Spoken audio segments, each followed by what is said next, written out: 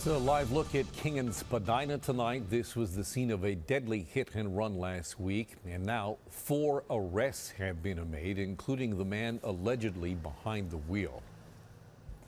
Topping our news at 6 tonight, a young woman in her 20s was struck in that collision. Erin Yoxall did not survive. And tonight, her family speaking to our crime specialist Catherine McDonald about their devastating loss. Yeah, the family of Erin Yoxall is going through a roller coaster of emotions. They flew here last Friday morning, just one day after their daughter was left critically injured in this failed-to-remain collision. She died 2 days later, and while arrests have finally been made, there is little comfort for this family. I said my goodbye to Erin because, honestly, Catherine, it was just far too much. And I would have stayed there for the rest of my life if I thought it was going to make a difference.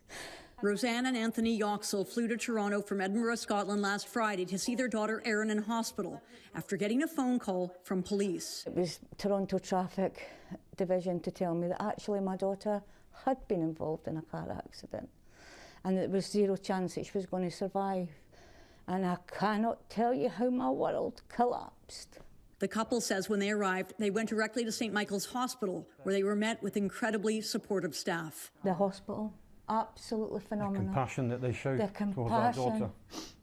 The Yoxalls took these photos with Erin and her dog, and Erin holding her father's hand before saying one last goodbye. Tell me about what you want people to see when they look at that photo. I want people to see that actions have accountability, that some selfish, unrighteous person did something without even any concept of the effects of people, and people being myself and my wife.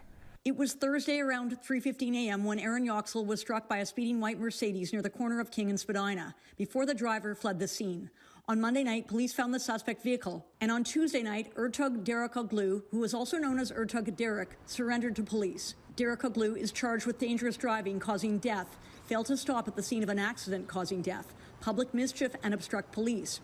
3 other men are also charged with fail to remain at the scene of the crash. Global News has learned police allege those 3 men tried to hide the car. The family has been told the suspected driver is well known to police. It'll make no difference. He'll navigate his way around this. Whether he gets an easy time in jail, whether he gets bail today.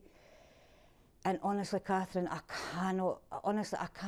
cannot be putting too much effort into that. Erin Yoxall's parents say their daughter, who did a master's in criminology at U of T and worked in the artificial intelligence sector, will be forever missed. Her organs were all harvested and donated. She was in such a great position, and that's just been ripped from our hearts and our life. And police sources tell me the 3 other men charged in relation to this investigation were actually arrested as they were trying to hide that white Mercedes. As for the driver, he made a brief court appearance late this afternoon at Old City Hall, and he will be back in court on Friday afternoon. The family now planning a funeral here in Toronto this weekend before flying back to Scotland with their daughter's ashes next week. Back to you. Absolutely devastating for that family. Catherine, thank you.